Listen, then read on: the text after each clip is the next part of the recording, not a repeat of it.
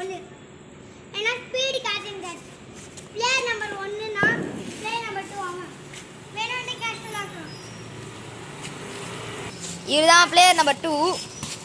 வாங்க ஸ்டார்ட் பண்ணலாம். வாங்க ஸ்டார்ட் பண்ணலாம். இன்னைக்கு வந்து ஸ்பீடு காட்டுனா இப்போ வந்து பால் ஸ்பீடாக போடணும்.